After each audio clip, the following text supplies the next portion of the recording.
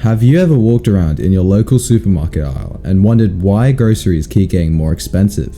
Today, we'll be diving into the truth behind Australia's biggest supermarket chains, Coles, Woolworths and Aldi, and how they've been accused of taking advantage of customers, suppliers and even workers while making massive profits.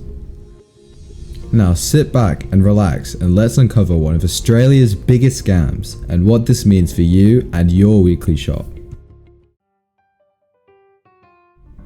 Now, to understand this, we need to go back more than 100 years, to a time when Australia's retail world looked very different from today's shiny supermarkets. In 1914, a young retailer named George Coles opened a modest variety store in Collingwood, Melbourne. At first, it sold clothing, footwear and everyday general goods, not groceries. But the idea was simple: make everyday shopping easier by stocking a wide range of goods and products under one roof. 10 years later, in 1924, a group of entrepreneurs in Sydney launched Woolworths.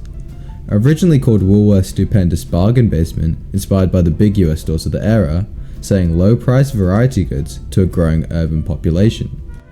These stores came at a time when Australia's economy was transforming.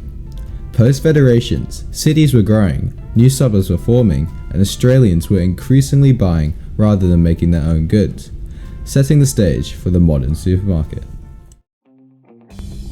In the 1950s and 60s, Coles and Woolworths made the move that changed everything. They both jumped into food retailing and embraced the self-service supermarket model, where customers picked their own groceries off shelves, a novel idea at the time. Woolworths opened its first dedicated food store in 1957, and by the early 1960s was building large supermarket locations with parking, a brand new way for Australian families to shop.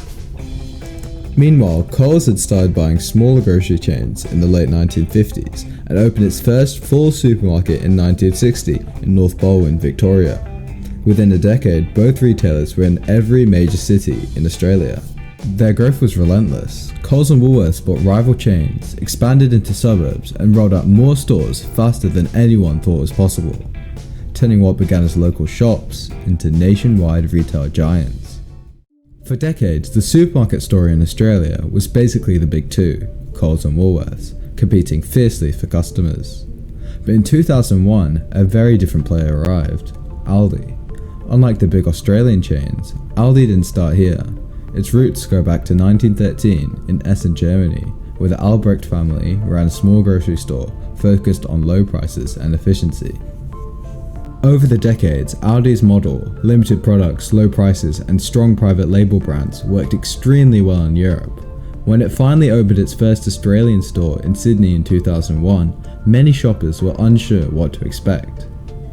Today, Aldi has grown to hundreds of stores across Australia and holds up to 10 to 12% of the grocery market, giving Coles and Woolworths their first real competitive threat in decades. Aldi's success pushed the big supermarkets to rethink their pricing, range and marketing, but it also sparked debates about who really benefits from these low prices, which we'll unpack soon. Now that we've seen where these supermarkets came from and how they grew into the biggest players in Australia, let's talk about the problems Australia's big three, Coles, Woolworths and Aldi, have been connected to and what major watchdogs and news outlets have uncovered them in recent years. So recently, the Australian Competition and Consumer Commission, the ACCC, launched a major inquiry into Australia's supermarket sector after widespread complaints that Coles and Woolworths were price gouging during the ongoing cost of living crisis. And what they found is honestly pretty concerning. Woolworths controls about 38% of Australia's grocery sales, while Coles holds around 29%. That means nearly 2/3 of the entire supermarket market is dominated by just two companies. Because of this, the ACCC said Coles and Woolworths have limited incentive to compete vigorously on price. In simple terms, they don't actually need to undercut each other. They already control the market. The ACCC also described Australia's supermarket sector as oligopolistic, meaning it's controlled by only a few powerful players, and said our supermarkets are now among the most profitable in the world. So while Australians are struggling to afford groceries, these companies are doing better than ever. Now here's where it directly affects us. Even though Coles and Woolworths claim their costs have increased, the ACCC found that they've still maintained or even increased their product margins over recent years. So while families are cutting back, these companies are quietly making more money off them. Margins on branded products, especially packaged goods, have risen over the last 5 years. And when Coles and Woolworths managed to reduce their own costs, the ACCC found that they didn't pass those savings on to customers. Instead, higher margins directly contributed to higher profits. The ACCC also criticized supermarket pricing labels and loyalty programs, calling them ambiguous and confusing.